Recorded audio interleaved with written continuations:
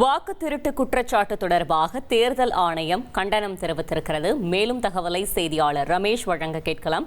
ரமேஷ் வணக்கம். தேர்தல் ஆணையம் தரப்பில் என்ன தெரிவிக்கப்பட்டிருக்கிறது? முழு தகவலை சொல்லுங்க. அதாவது வாக்கு திருட்டு என்ற மோசமான சொற்றொடர்களை பயன்படுத்துவது என்பது கோடிக்கணக்கான இந்திய வாக்காளர்களை அவமதிக்கும் செயல் மட்டுமின்றி அவர்கள் மீதான நேரடி தாக்குதல் என தேர்தல் ஆணையம் தெரிவித்திருக்கிறது. குறிப்பாக பீகாரில் தேர்தல் ஆணையம் மேற்கொண்டு வரக்கூடிய வாக்காளர் பட்டியல் சிறப்பு திருத்தத்திற்கு எதிராக ராகுல் காந்தி உள்ளிட்ட எதிர்க்கட்சி தலைவர்கள் தொடர்ந்து குற்றம் சாட்டி வருகின்றனர்.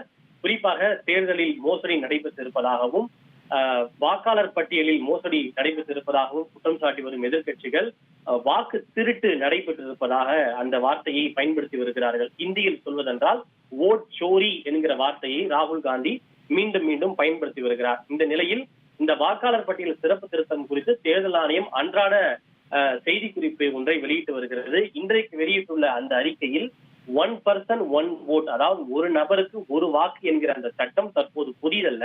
இது 1951, 52 இந்தியாவின் முதல் தேர்தலில் இருந்தே நடைமுறையில் இருக்கின்ற ஒரு சட்டம் தான். எந்த ஒரு தேர்தலிலாவது உண்மையிலேயே ஒரே வாக்காளர் 2 முறை வாக்களித்ததற்கான ஆதாரம் இருந்தால் வாக்காளர்களை திருடர்கள் என்று வர்ணிப்பதற்கு பதிலாக அது தொடர்பான ஆதாரத்தை ரிட்டன் அபிடவிட் எழுத்துப்பூர்வ ஆதாரமாக தேர்தல் ஆணையத்திடம் சமர்ப்பிக்க வேண்டும். அதை விடுத்துவிட்டு வாக்காளர்களை எந்த விதமான ஆதாரமும் இன்றி திருடர்கள் என்று குறிப்பிடக்கூடாது என தேர்தல் ஆணையம் குறிப்பிட்டிருக்கிறது. வாக்காளர்களுக்கு ஓட் சோரி என்ற மோசமான சொற்றொடர்களை பயன்படுத்தி ஒரு தவறான கதையை உருவாக்க முயற்சிப்பதற்கு பதிலாக, அதாவது ஃபால்ஸ் நெரேட்டிவை கட்டமைப்பது என்பது கோடிக்கணக்கான இந்திய வாக்காளர்கள் மீதான நேரடி தாக்குதல் மட்டுமல்ல, லட்சக்கணக்கான தேர்தல் ஊழியர்களின் நேர்மையின் மீதான நேரடி தாக்குதல் எனவும் தேர்தல் ஆணையம் தெரிவித்திருக்கிறது.